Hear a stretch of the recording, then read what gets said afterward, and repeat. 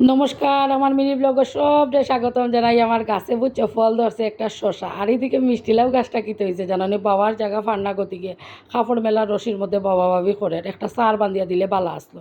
এদিকে মরিচ গাছে মরিচও ধরছে, আর আমার প্রতিদেব মরিচ বেলকুনির মধ্যে দেখছেন দেখে দাঁড়াই থাকছেন একটা মাছ লাগেনি চিল্লার। তো তাই মাছালারে কইছেন একটু দাঁড়াওরে বানিয়েছে, দাঁড়াও আমি আই। আর তো তাই গেলাম মাছ কিনার, আমিও লইয়া গেছি গিয়া এত তাজা তাজা সুন্দর মাছ দেখে যে মজা লাগে। আমার কিন্তু মাছ খাওয়ার থেকে মাছ মারা কি তাজা মাছ দেখতে আমার খুব ভালো লাগে।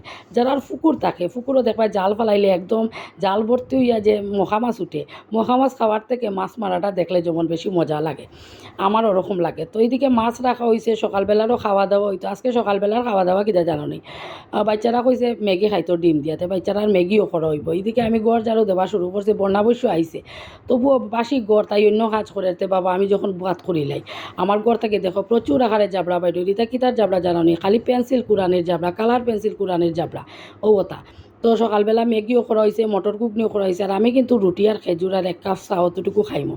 এদিকে মাছ কাটা চলে, আর আমি কইলাম গড়র তো সব কাজ শেষ হয়ে গেছে, আমি স্নান করিয়া পূজাটা দিলে স্নান করিয়া ইয়া সিঁদুর ফরিয়া যাই গিয়া ঠাকুরঘরও পূজা দেওয়াত গিয়া দেখি একটা ফলালা বেটা আইছে বুঝছো। তো রাহুলের পাপারে ডাক দিয়ে কইলাম ও গো একটা ফলালাও বেটা আইছে, গরু তো ফল আজকে ফুরাই গেছে, তাইলে একটু ফলও রাখিলাম, ঠাকুরেও দেওয়াইব আর নিজেও খাওয়াইব।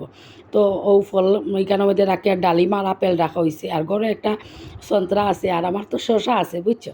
ফুল গাছ গেছি ফুল তোলাত গিয়া দেখি 4-5 ধরনের ফুল গাছে দুইটা দুইটা করে ফুল ধরছে বুঝছো। আর একটা থাল লইয়া গেছি, আর যে থালের মধ্যে যখন একদম খোলামোলাভাবে ফুল রাখি নানি আমার বেশ ভাল লাগে, হলুদ কালার, গোলাপি কালার, সাদা কালার ওরকম আরই ভাল লাগে।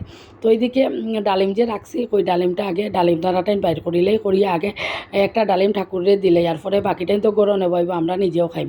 এখন পর্যন্ত যারা আমার ভিডিওতে আছে অসংখ্য ধন্যবাদ। নতুন হইলে প্লিজ আমার চ্যানেলটা সাবস্ক্রাইব করি, আমার পাশে থাকিও, লাইক কমেন্ট শেয়ার করিও।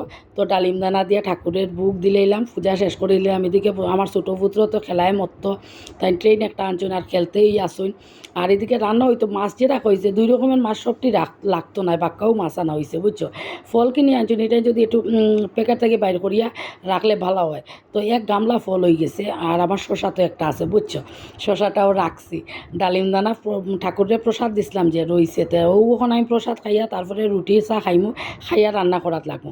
মাছ সবটি বসে লাগতো না, অল্প মাছ আমি রাখি দিব আগামী দিন খাওয়ার লিখিয়া। আর এদিকে ও মাছটাই থালার মাছটাই রান্না করবো। আর ছোটো ছেলে তো খাইতা না, তার লাগে কুচি কুচি আলু ভাজা, কুকারও ডাইল সিদ্ধ করিয়ার। আর বিয়ার আগে জামাই বউরে যেরকম গায়ে হলুদ করা হয় বুঝছো, অনেক মাছের গায়ে হলুদ চলে। তো আজকের মতো রাখি দেই, সব ভালো থাকে, সুস্থ থাকে, টাটা।